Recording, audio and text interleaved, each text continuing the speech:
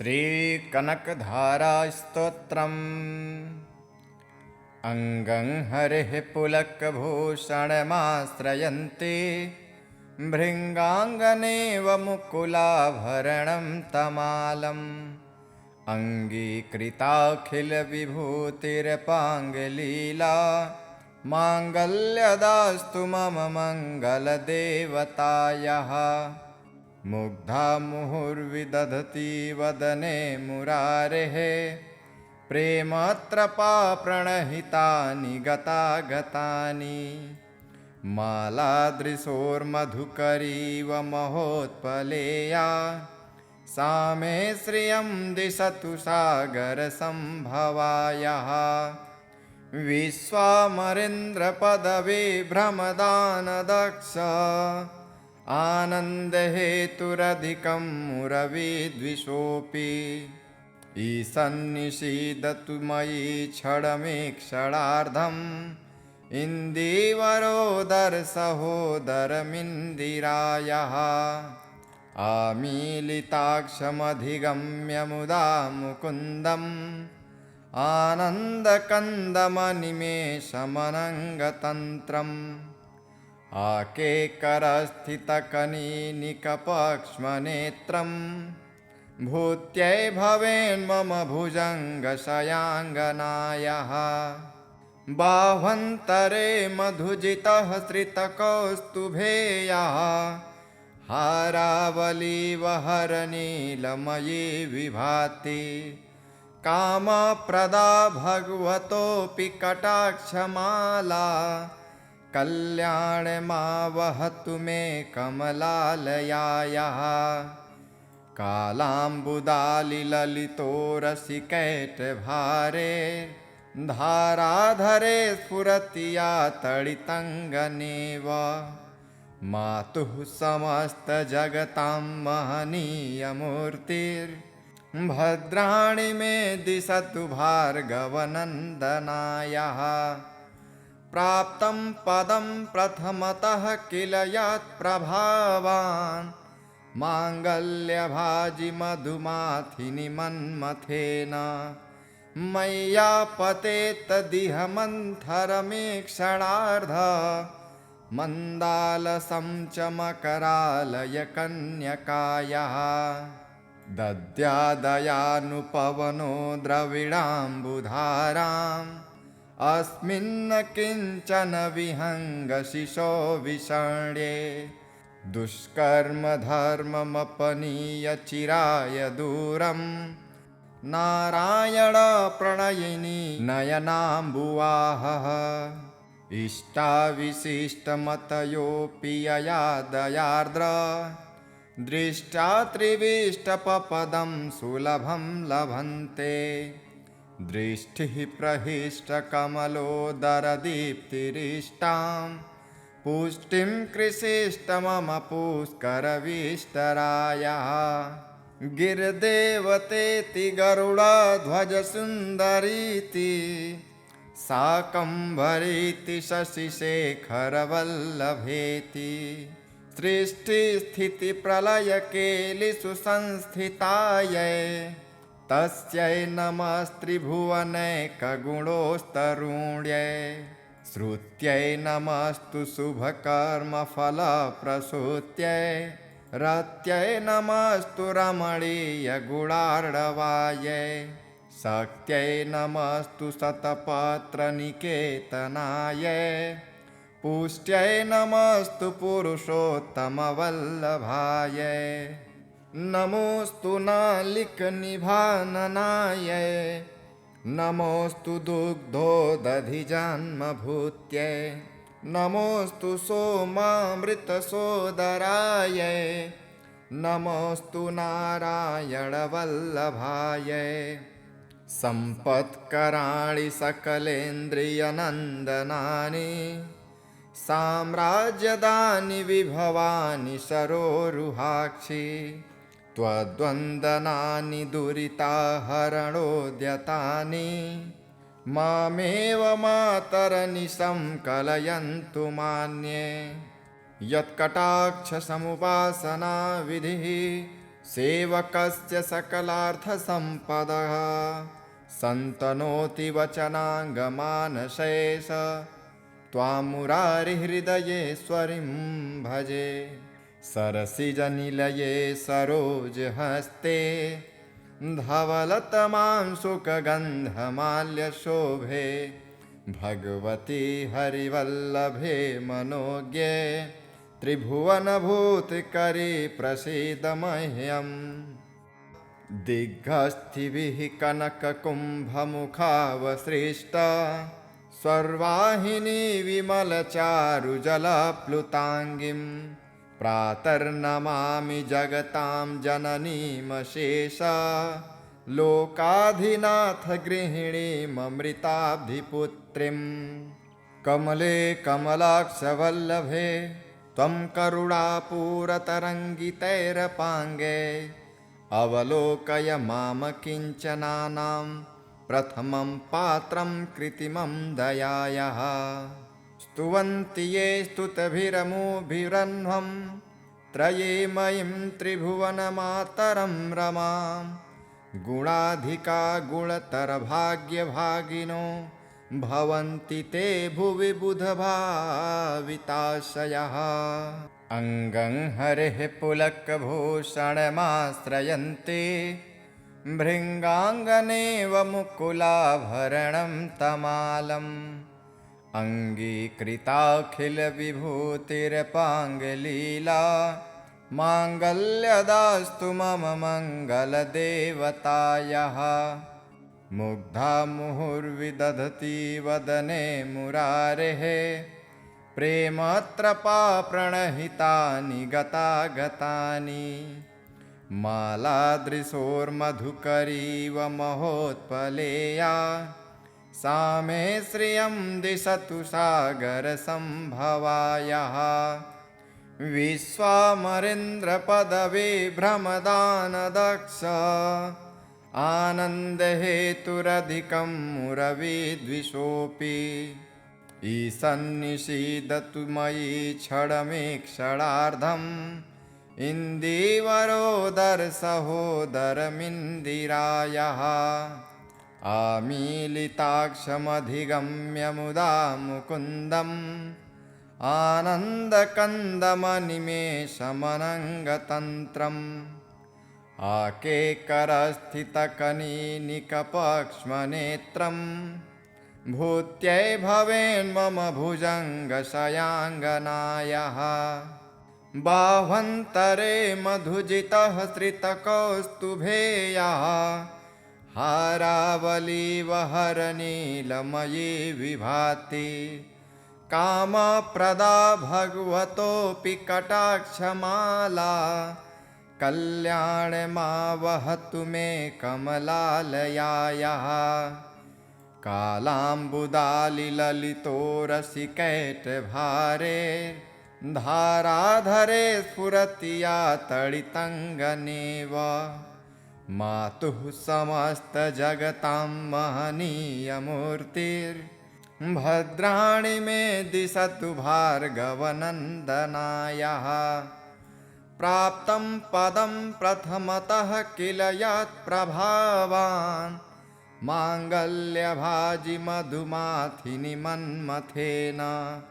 मय्यापतेत्तदिह मन्थरमीक्षणार्ध मन्दालसं च मकरालय कन्यकायाः। दद्यादयानुपवनो द्रविडाम्बुधाराम् अस्मिन् किञ्चन विहङ्गशिशो विषण्ये। दुष्कर्मधर्ममपनीय चिराय दूरम् नारायण प्रणयिनी नयनाम्बुवाहः। इष्टाविशिष्टमतयोऽपि यया दयार्द्र दृष्ट्या त्रिविष्टपपदं सुलभं लभन्ते। दृष्टिः प्रहिष्टकमलोदरदीप्तिरिष्टां पुष्टिं कृषिष्ट मम पुष्करविष्टरायाः। गिरिदेवतेति गरुडध्वजसुन्दरीति शाकम्भरीति शशिशेखरवल्लभेति सृष्टिस्थितिप्रलयकेलिषु संस्थितायै तस्यै नमस्त्रिभुवनैकगुणोस्तरुण्यै श्रुत्यै नमस्तु शुभकर्मफलप्रसूत्यै रत्यै नमस्तु रमणीयगुणार्णवायै शक्त्यै नमस्तु शतपत्रनिकेतनायै पुष्ट्यै नमस्तु पुरुषोत्तमवल्लभायै नमोऽस्तु नालिकनिभाननायै नमोऽस्तु दुग्धोदधिजन्मभूत्यै नमोऽस्तु सोमामृतसोदरायै नमोऽस्तु नारायणवल्लभायै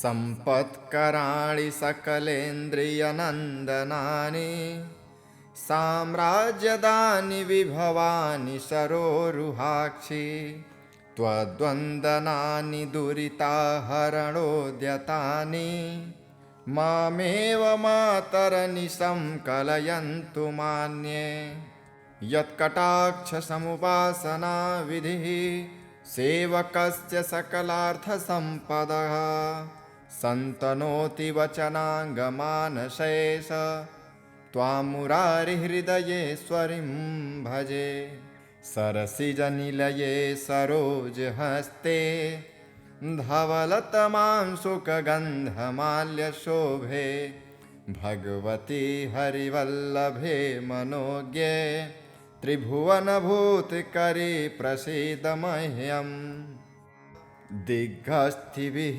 कनककुम्भमुखावसृष्टा स्वर्वाहिनी विमलचारुजलप्लुताङ्गीं प्रातर्नमामि जगतां जननीमशेष लोकाधिनाथ गृहिणीममृताब्धिपुत्रीं कमले कमलाक्षवल्लभे त्वं करुणापूरतरङ्गितैरपाङ्गे अवलोकय माम किञ्चनानां प्रथमं पात्रं कृत्रिमं दयायाः स्तुवन्ति ये स्तुतिभिरमुभिरह्वं त्रयीमयीं त्रिभुवनमातरं रमां गुणाधिका गुणतरभाग्यभागिनो भवन्ति ते भुवि बुधभाविताशयः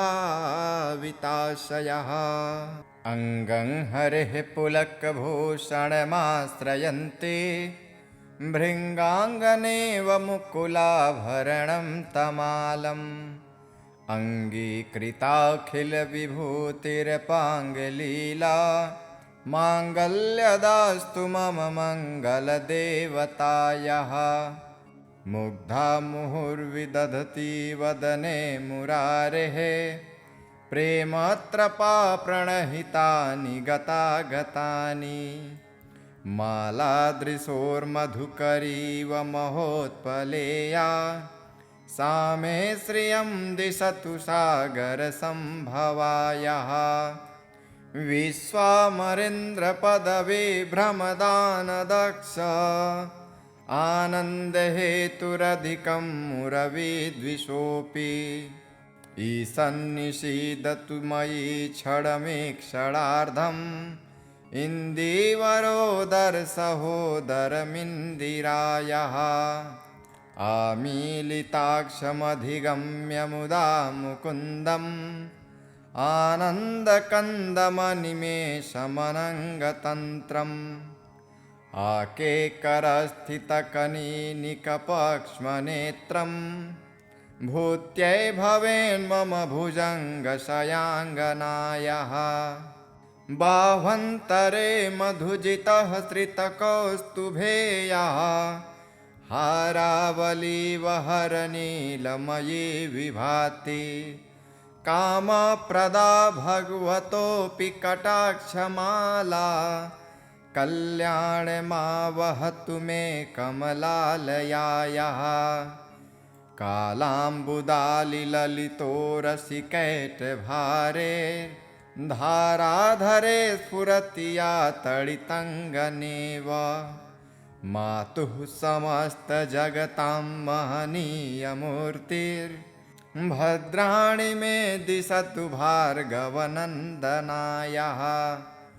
प्राप्तं पदं प्रथमतः किल यत्प्रभावान् माङ्गल्यभाजि मधुमाथिनि मन्मथेन मय्यापतेत्तदिह मन्थरमीक्षणार्ध मन्दालसं च मकरालय कन्यकायाः दद्यादयानुपवनो द्रविडाम्बुधाराम् अस्मिन्न किञ्चन विहङ्गशिशो विषण्ये दुष्कर्म धर्ममपनीय चिराय दूरम् नारायण प्रणयिनी नयनाम्बुवाहः इष्टाविशिष्टमतयोऽपि यया दयार्द्र दृष्ट्या त्रिविष्टपपदं सुलभं लभन्ते दृष्टिः प्रहिष्टकमलोदरदीप्तिरिष्टां पुष्टिं कृषिष्टमम पुष्करविष्टरायः गिर्देवतेति गरुडध्वजसुन्दरीति शाकम्भरीति शशिशेखरवल्लभेति सृष्टिस्थितिप्रलयकेलिषु संस्थितायै तस्यै नमस्त्रिभुवनैकगुणोस्तरुण्यै श्रुत्यै नमस्तु शुभकर्मफलप्रसूत्यै रत्यै नमस्तु रमणीयगुणार्णवायै शक्त्यै नमस्तु शतपत्रनिकेतनायै पुष्ट्यै नमस्तु पुरुषोत्तमवल्लभायै नमोऽस्तु नालिकनिभाननायै नमोऽस्तु दुग्धोदधिजन्मभूत्यै नमोऽस्तु सोमामृतसोदरायै नमोऽस्तु नारायणवल्लभायै सम्पत्कराणि सकलेन्द्रियनन्दनानि साम्राज्यदानि विभवानि सरोरुहाक्षि त्वद्वन्दनानि दुरिताहरणोद्यतानि मामेव मातरनिशं कलयन्तु मान्ये यत्कटाक्षसमुपासना विधिः सेवकस्य सकलार्थसम्पदः सन्तनोति वचनाङ्गमानशेष त्वां मुरारिहृदयेश्वरीं भजे सरसिजनिलये सरोजहस्ते धवलतमां सुखगन्धमाल्यशोभे भगवती हरिवल्लभे मनोज्ञे त्रिभुवनभूतकरे प्रसीद मह्यम् दिग्गस्थिभिः कनककुम्भमुखावसृष्टा स्वर्वाहिनी विमलचारुजलप्लुताङ्गीं प्रातर्नमामि जगतां जननीमशेष लोकाधिनाथ गृहिणीममृताब्धिपुत्रीं कमले कमलाक्षवल्लभे त्वं करुणापूरतरङ्गितैरपाङ्गे अवलोकय माम किञ्चनानां प्रथमं पात्रं कृत्रिमं दयायाः स्तुवन्ति ये स्तुतिभिरमुभिरह्वं त्रयीमयीं त्रिभुवनमातरं रमां गुणाधिका गुणतरभाग्यभागिनो भवन्ति ते भुवि बुधभाविताशयः अङ्गं हरेः पुलकभूषणमाश्रयन्ति भृङ्गाङ्गनेव मुकुलाभरणं तमालम् अङ्गीकृताखिलविभूतिरपाङ्गलीला माङ्गल्यदास्तु मम मङ्गलदेवतायाः मुग्धा मुहुर्विदधति वदने मुरारेः प्रेमत्रपा प्रणहितानि गतागतानि मालादृशोर्मधुकरीव महोत्पलेया सा मे श्रियं दिशतु सागरसम्भवायाः विश्वामरेन्द्रपदवी भ्रमदानदक्ष आनन्दहेतुरधिकं मुरविद्विषोऽपि ईशन्निषीदतु मयि क्षणमेक्षणार्धम् इन्दीवरोदरसहोदरमिन्दिरायाः आमीलिताक्षमधिगम्य मुदा मुकुन्दम् आनन्दकन्दमनिमेषमनङ्गतन्त्रम् आकेकरस्थितकनीनिकपक्ष्मनेत्रम् भूत्यै भवेन्मम भुजङ्गशयाङ्गनायाः बाह्वन्तरे मधुजितः श्रितकौस्तुभेयाः हारावलीवहरनीलमयी विभाति कामप्रदा भगवतोऽपि कटाक्षमाला कल्याणमावहतु मे कमलालयायाः कालाम्बुदालिललितोरसिकैटभारे धाराधरे स्फुरति या तडितङ्गनेव मातुः समस्तजगतां महनीयमूर्तिर्भद्राणि मे दिशतु भार्गवनन्दनायाः प्राप्तं पदं प्रथमतः किल यत्प्रभावान् माङ्गल्यभाजि मधुमाथिनि मन्मथेन मय्यापतेत्तदिह मन्थरमेक्षणार्ध मन्दालसं च मकरालयकन्यकायाः दद्यादयानुपवनो द्रविडाम्बुधाराम् अस्मिन् किञ्चन विहङ्गशिशो विषण्ये दुष्कर्म धर्ममपनीय चिराय दूरम् नारायण प्रणयिनी नयनाम्बुवाहः इष्टाविशिष्टमतयोऽपि यया दयार्द्र दृष्ट्या त्रिविष्टपपदं सुलभं लभन्ते दृष्टिः प्रहिष्टकमलोदरदीप्तिरिष्टां पुष्टिं कृषिष्टमम पुष्करविष्टरायाः गिरिदेवतेति गरुडध्वजसुन्दरीति शाकम्भरीति शशिशेखरवल्लभेति सृष्टिस्थितिप्रलयकेलिषु संस्थितायै तस्यै नमस्त्रिभुवनैकगुणोस्तरुण्यै श्रुत्यै नमस्तु शुभकर्मफलप्रसूत्यै रत्यै नमस्तु रमणीयगुणार्णवायै शक्त्यै नमस्तु शतपत्रनिकेतनायै पुष्ट्यै नमस्तु पुरुषोत्तमवल्लभायै नमोस्तु नालिकनिभाननायै नमोस्तु दुग्धोदधिजन्मभूत्यै नमोस्तु सोमामृतसोदरायै नमोस्तु नारायणवल्लभायै सम्पत्कराणि सकलेन्द्रियनन्दनानि साम्राज्यदानि विभवानि सरोरुहाक्षि त्वद्वन्दनानि दुरिताहरणोद्यतानि मामेव मातरनिशं कलयन्तु मान्ये यत्कटाक्षसमुपासना विधिः सेवकस्य सकलार्थसम्पदः सन्तनोति वचनाङ्गमानशेष त्वां मुरारिहृदयेश्वरीं भजे सरसिजनिलये सरोजहस्ते धवलतमां सुखगन्धमाल्यशोभे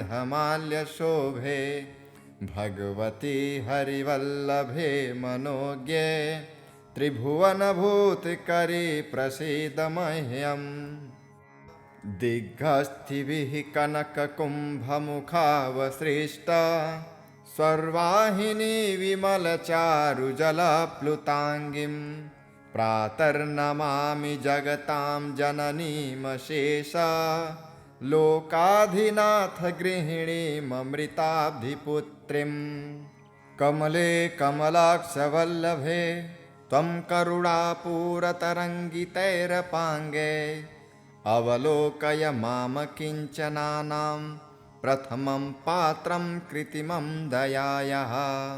स्तुवन्ति ये स्तुतिभिरमुभिरह्वं त्रयीमयीं त्रिभुवनमातरं रमां।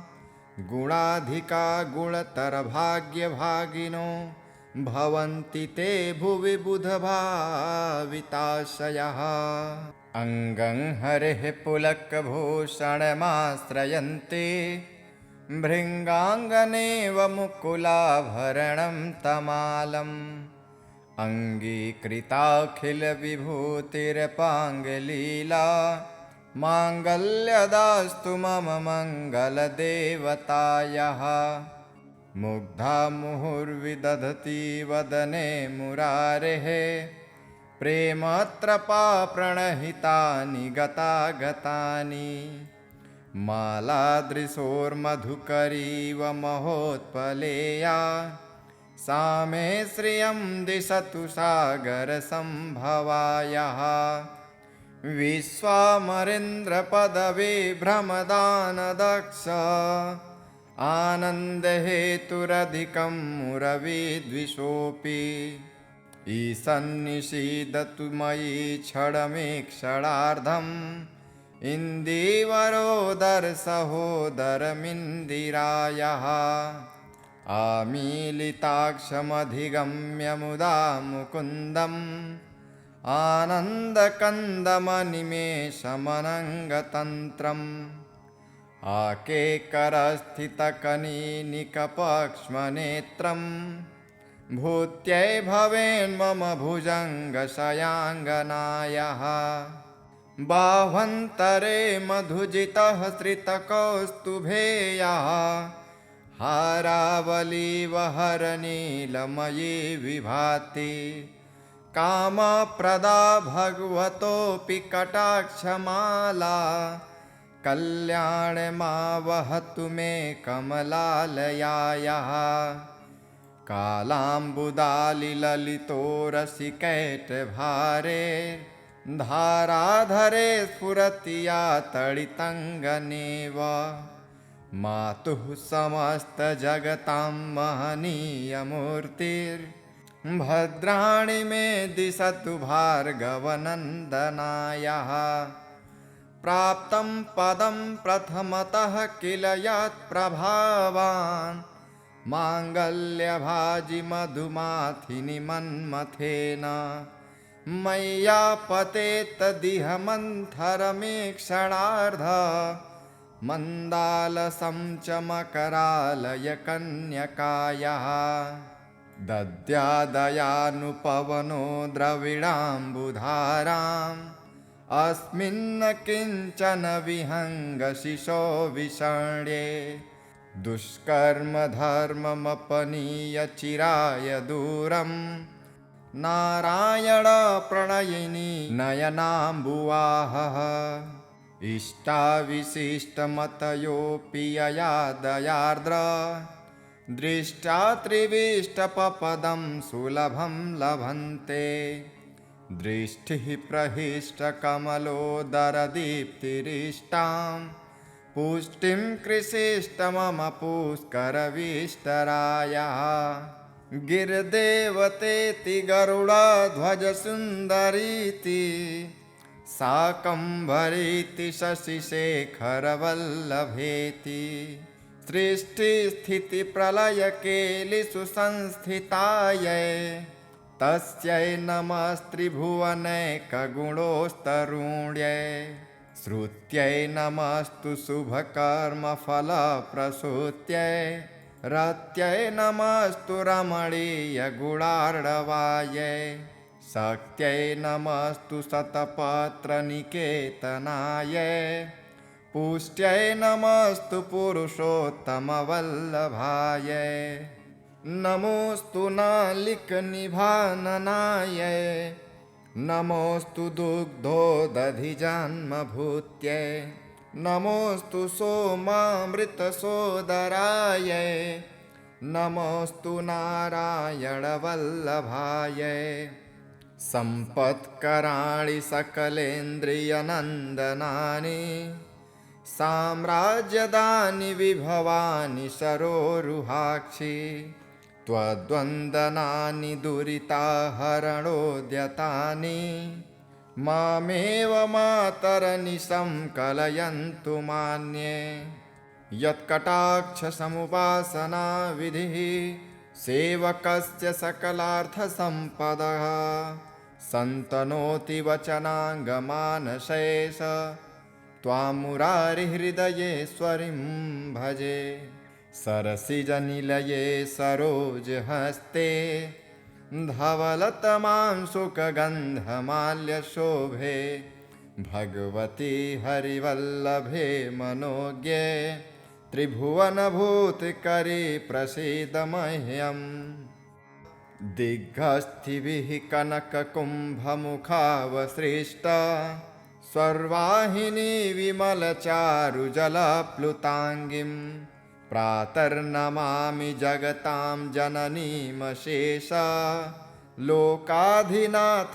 गृहिणीममृताब्धिपुत्रीं कमले कमलाक्षवल्लभे त्वं करुणापूरतरङ्गितैरपाङ्गे अवलोकय माम किञ्चनानां प्रथमं पात्रं कृत्रिमं दयायाः स्तुवन्ति ये स्तुतिभिरमुभिरह्वं त्रयीमयीं त्रिभुवनमातरं रमां गुणाधिका गुणतरभाग्यभागिनो भवन्ति ते भुवि बुधभाविताशयः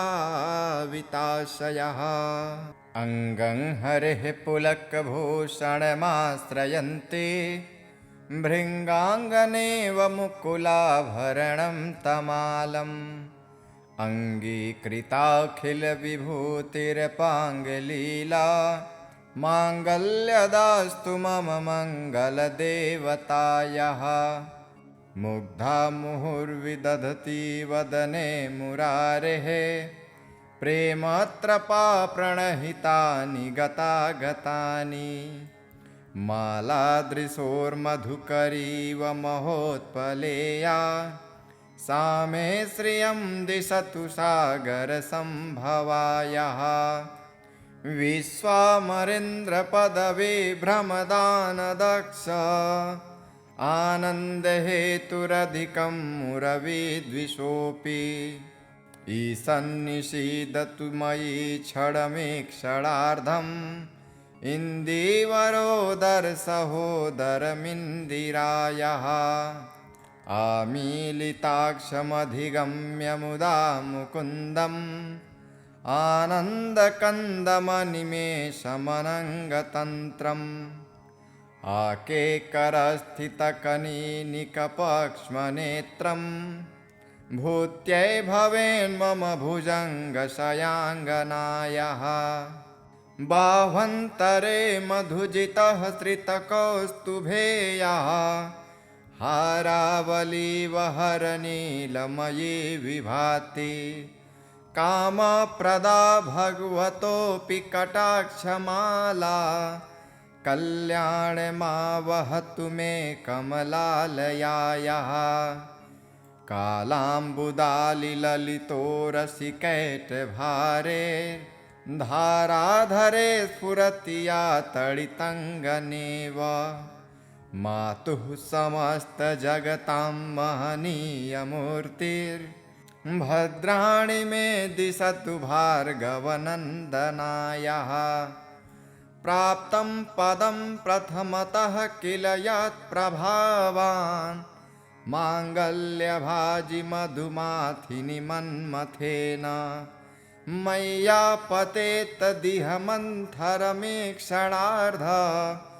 मन्दालसं च मकरालय कन्यकायाः दद्यादयानुपवनो द्रविडाम्बुधाराम्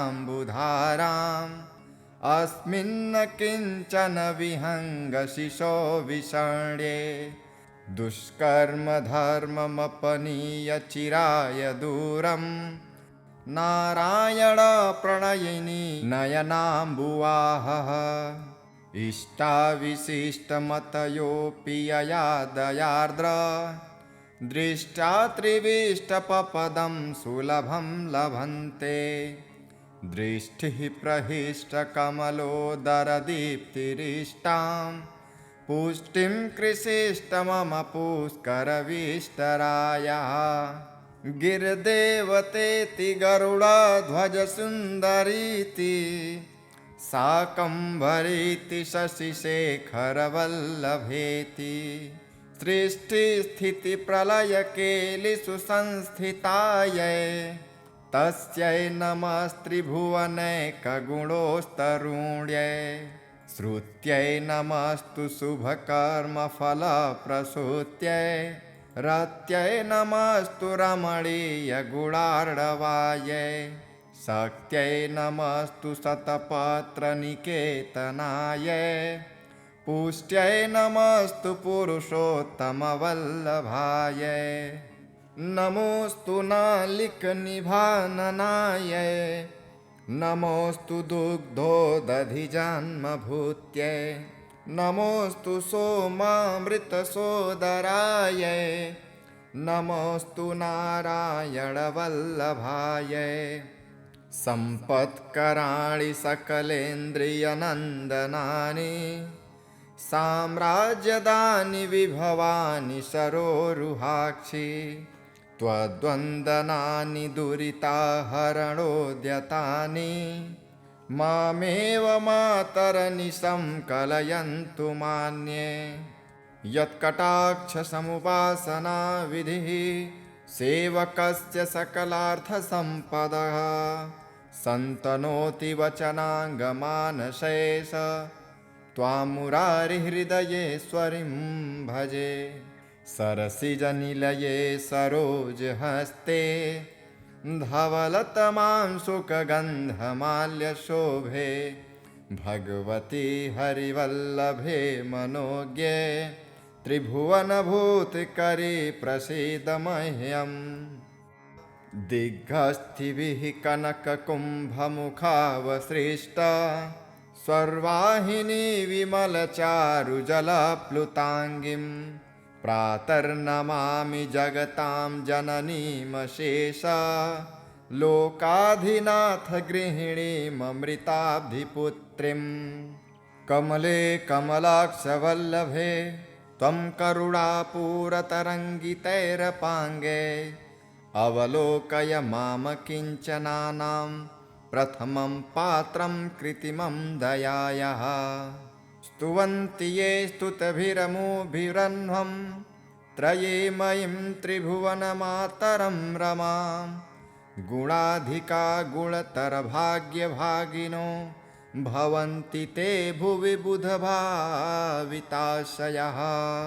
अङ्गं हरेः पुलकभूषणमाश्रयन्ति भृङ्गाङ्गनेव मुकुलाभरणं तमालम् अङ्गीकृताखिलविभूतिरपाङ्गलीला माङ्गल्यदास्तु मम मङ्गलदेवतायाः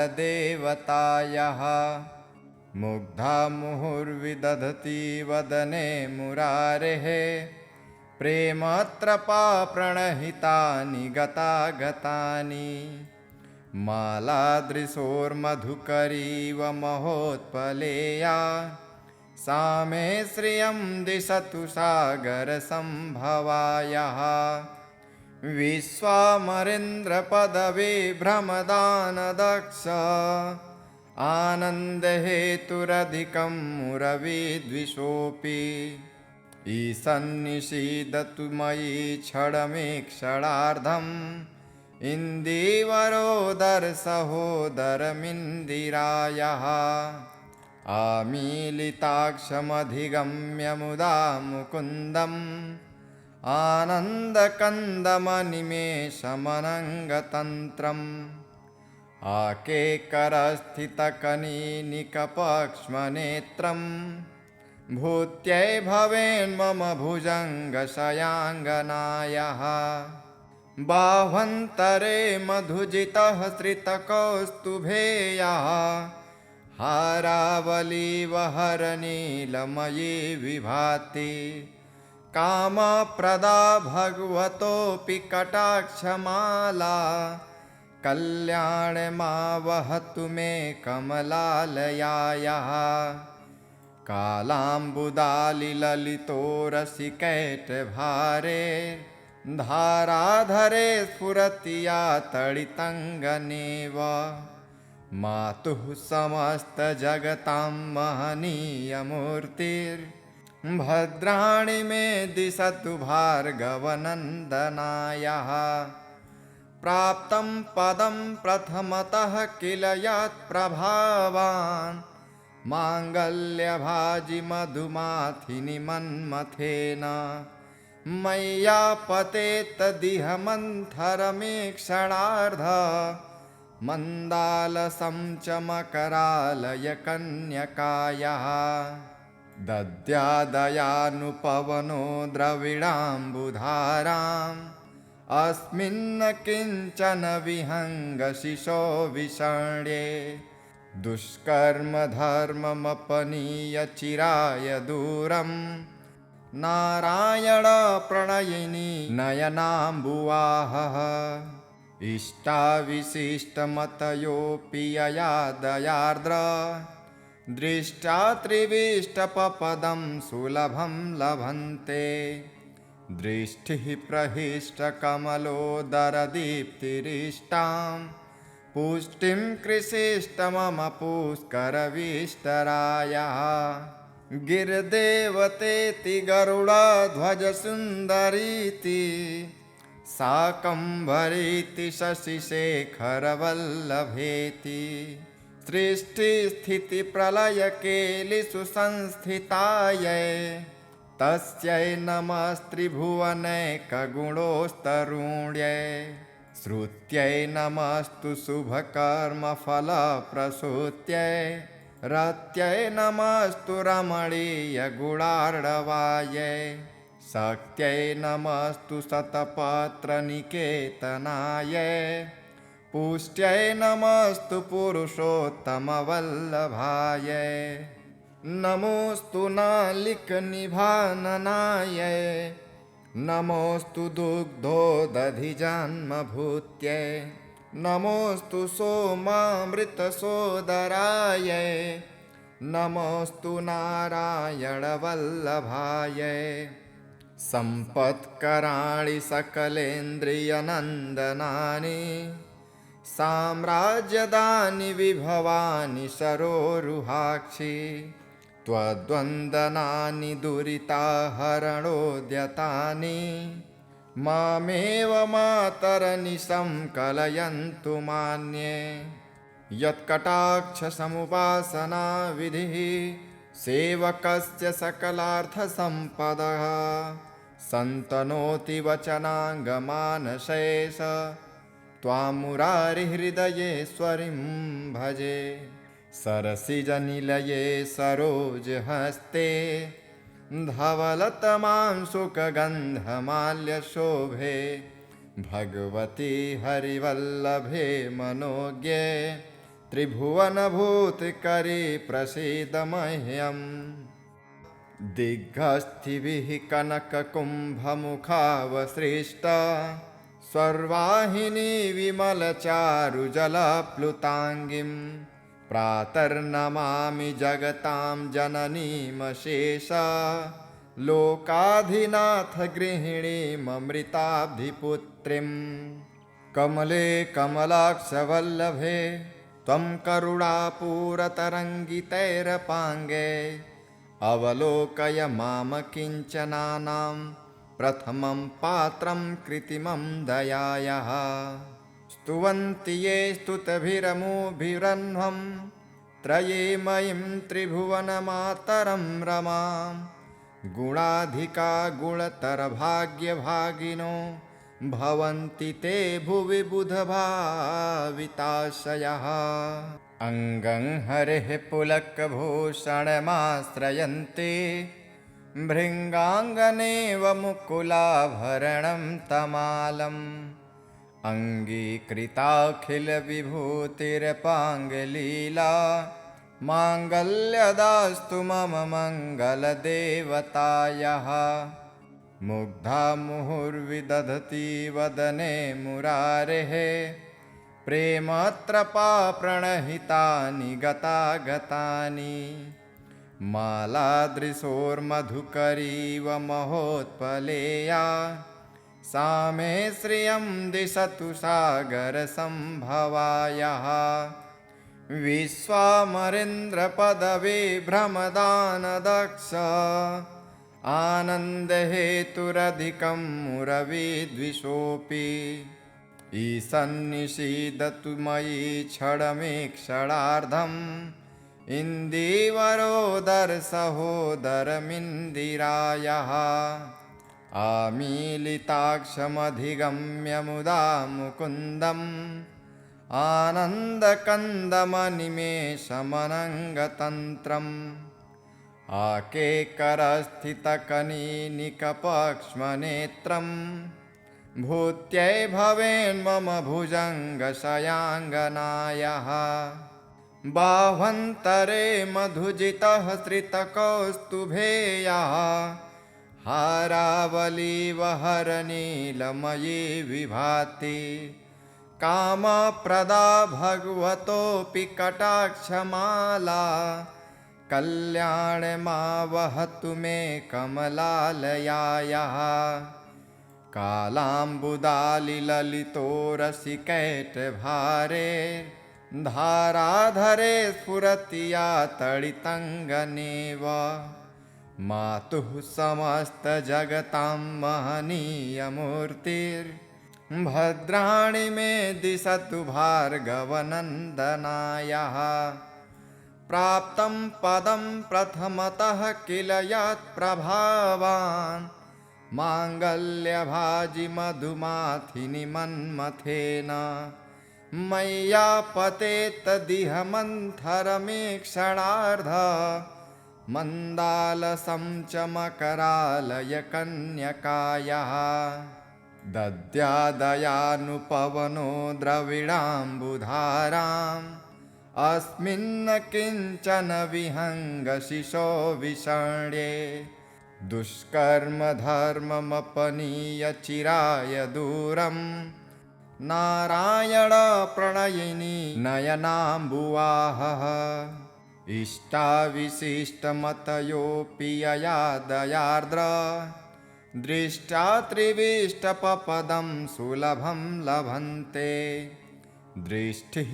प्रहिष्टकमलोदरदीप्तिरिष्टां पुष्टिं कृषिष्टमम पुष्करविष्टरायाः गिरिदेवतेति गरुडध्वजसुन्दरीति शाकम्भरीति शशिशेखरवल्लभेति सृष्टिस्थितिप्रलयकेलिषु संस्थितायै तस्यै नमस्त्रिभुवनैकगुणोस्तरुण्यै श्रुत्यै नमस्तु शुभकर्मफलप्रसूत्यै रत्यै नमस्तु रमणीयगुणार्णवायै शक्त्यै नमस्तु शतपत्रनिकेतनायै पुष्ट्यै नमस्तु पुरुषोत्तमवल्लभायै नमोऽस्तु नालिकनिभाननायै नमोऽस्तु दुग्धोदधिजन्मभूत्यै नमोऽस्तु सोमामृतसोदरायै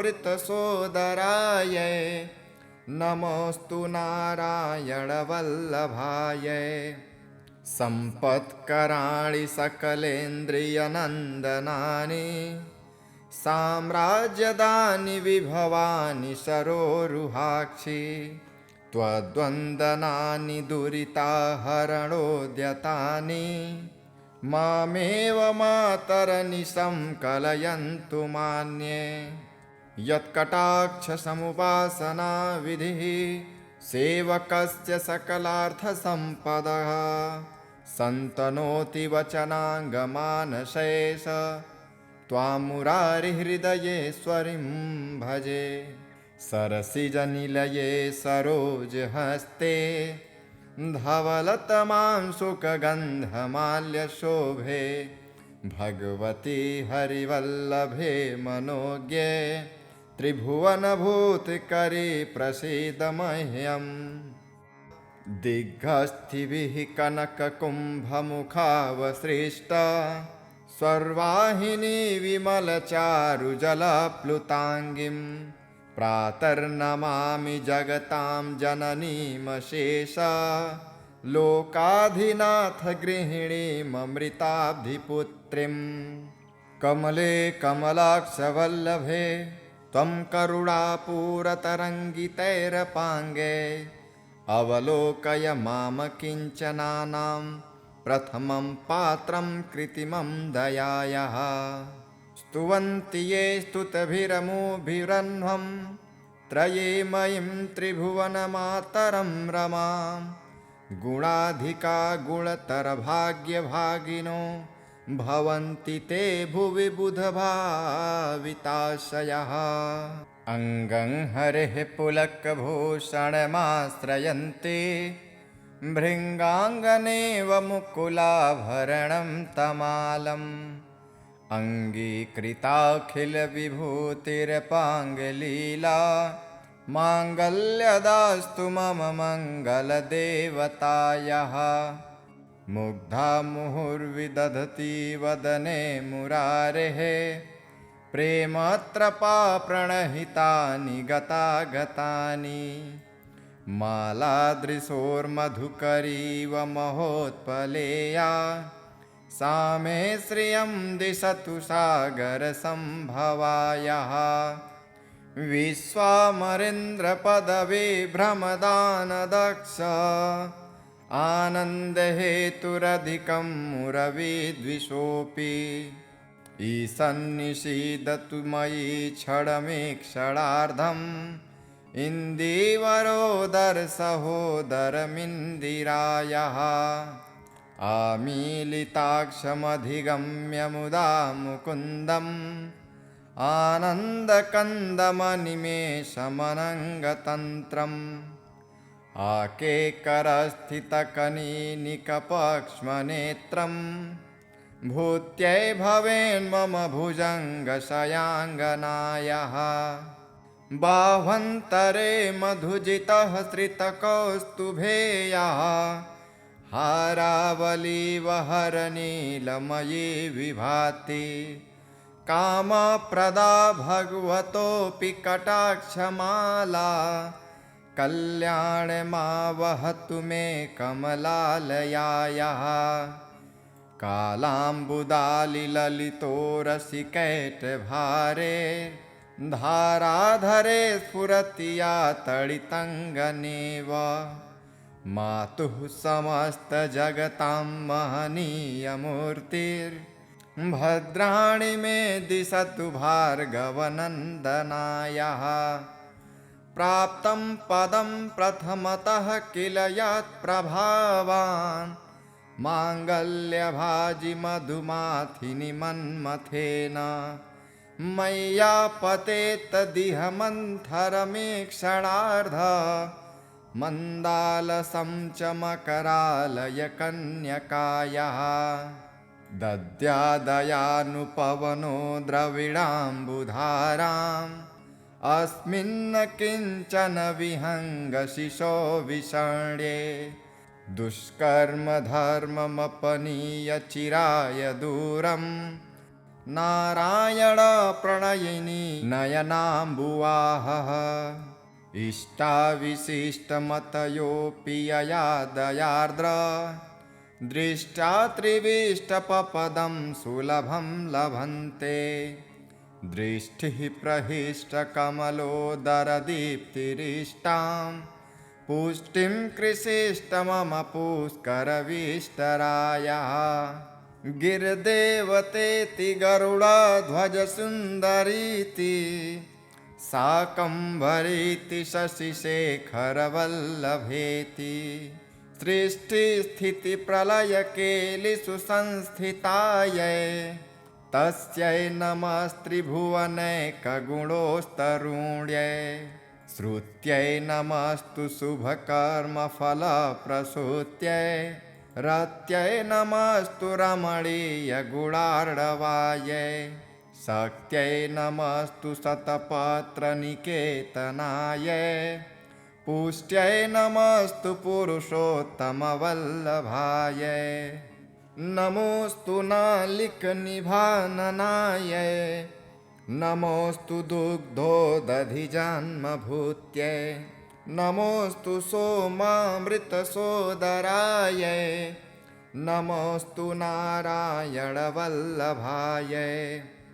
सम्पत्कराणि सकलेन्द्रियनन्दनानि साम्राज्यदानि विभवानि सरोरुहाक्षि त्वद्वन्दनानि दुरिताहरणोद्यतानि मामेव मातरनिशं कलयन्तु मान्ये यत्कटाक्षसमुपासना विधिः सेवकस्य सकलार्थसम्पदः सन्तनोति वचनाङ्गमानशेष त्वां मुरारिहृदयेश्वरीं भजे सरसिजनिलये सरोजहस्ते धवलतमां सुखगन्धमाल्यशोभे